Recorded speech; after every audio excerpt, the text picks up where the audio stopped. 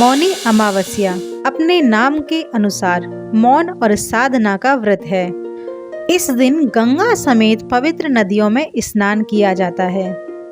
मौनी अमावस्या तिथि की शुरुआत 28 जनवरी की शाम 7:35 पर होगी और इसका समापन 29 जनवरी की शाम 6:05 पर होगा। तो ऐसे में मौनी अमावस्या 29 जनवरी बुधवार को मनाई जाएगी। इस दिन मौनी अमावस्या का व्रत भी रखा जाता है और सबसे अच्छी बात यह है कि महाकुंभ में दूसरा अमृत स्नान भी 29 जनवरी को ही है। इस दिन स्नान और दान का विशेष महत्व है। श्री हरि विष्णु की आराधना करने से सुख समृद्धि की प्राप्ति होती है। इस अवसर पर पितरों की शांति के लिए तर्पण, पिंडदान और श्राद्ध करने का भी विशेष महत्व है। गृहस्थ और साधु सन्यासी इस दिन व्रत और पूजा करते हैं। मैं भावना शर्मा, बने रहिए मेरे साथ। जानते हैं मौनी अमावस्या व्रत की कथा और साथ ही ये भी जानेंगे कि कथा सुनने के पश्चात पीपल के वृक्ष की 108 परिक्रमा क्यों करनी चाहिए। सुनते हैं कथा। प्राचीन काल में एक ब्राह्मण परिवार कांचीपुरी में रहता था। पति पत्नी दोनों ही धर्मात्मा थे और धर्म पूर्वक अपनी गृहस्थी चलाते थे। पति का नाम देवस्वामी था और उनकी पत्नी का नाम धनवती था। इन दोनों के 7 पुत्र और 1 पुत्री थी जिसका नाम गुणवती था। गुणवती अपने गुणों के अनुसार ही गुणी और सयानी थी। जब वह बड़ी हुई तो देवस्वामी को धनवती ने कहा कि पुत्री के विवाह के लिए अब आपको वर तलाश करना चाहिए। तो ब्राह्मण ने अपने छोटे पुत्र को बहन गुणवती की कुंडली दी और कहा कि ज्योतिषी से इसकी कुंडली दिखवा के लाओ, जिससे गुणवती के विवाह की बात आगे चलाई जाए। तो उसका भाई उसकी कुंडली को लेकर के ज्योतिषी के पास गया। ज्योतिषी को कन्या की कुंडली दिखाई। उसने बताया कि विवाह होते ही कन्या विधवा हो जाएगी। जब ज्योतिषी की यह बात ब्राह्मण परिवार ने सुनी तो वह बहुत ही दुखी हुए और इसका ज्योतिषी जी से कारण पूछा। ज्योतिषी जी ने बताया कि हे ब्राह्मण, सिंगल द्वीप में एक पतिव्रता महिला रहती है जिसका नाम सोमा धोबिन है। यदि कन्या की शादी से पहले आपके घर आकर सोमा पूजन करें और अपना आशीर्वाद दें तो यह दोष दूर हो जाएगा। तो ब्राह्मण ने अपनी पुत्री गुणवती को अपने सबसे छोटे पुत्र के साथ सिंघल द्वीप भेज दिया। दोनों भाई बहन जब सागर किनारे पहुंचे तो उसे पार करने के बारे में विचार करने लगे। जब समुद्र पार करने का उन्हें कोई रास्ता नजर नहीं आया तो दोनों भूखे प्यासे एक पीपल के वृक्ष के नीचे आराम करने लगे। तो पीपल के पेड़ पर घोंसले में एक गिद्ध का परिवार रहता था। उस समय घोंसले में सिर्फ गिद्ध के बच्चे थे।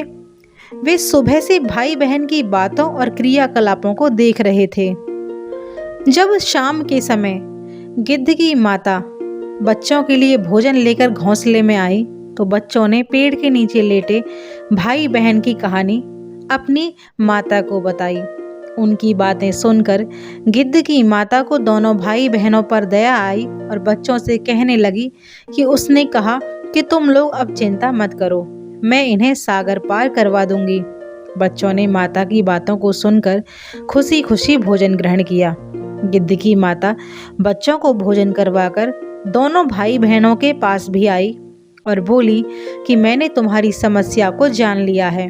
अब तुम दोनों चिंता मत करो, मैं आपकी समस्या का निदान अवश्य करूंगी और तुम दोनों को सोमा धोबन के पास पहुंचा दूंगी। गिद्ध की बातों को सुनकर दोनों भाई बहन खुशी से झूम उठे और उन्होंने वन में मौजूद कंदमूल को खाकर रात काट ली। सुबह होते ही गिद्ध ने दोनों भाई बहनों को समुद्र पार करवा दिया और सिंघल द्वीप में सोमा धोबिन के घर के पास पहुंचा दिया।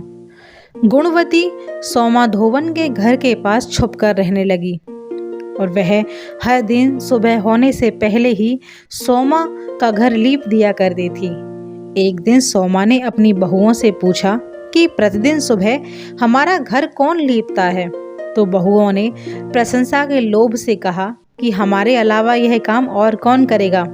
परंतु सोमा को अपनी बहुओं की बातों पर विश्वास नहीं हुआ। और वह यह जानने के लिए पूरी रात जागती रही कि कौन है जो हर दिन सूर्योदय से पूर्व आकर घर को लीप जाता है। तो सोमा ने देखा कि एक कन्या उसके आंगन में आई और आंगन को लीपने लगी। सोमा गुणवती के पास आई और उससे पूछने लगी कि हे पुत्री, तुम कौन हो और क्यों हर सुबह मेरे आंगन को आकर लीप जाती हो। गुणवती ने तब अपना सारा हाल सोमा को कह सुनाया।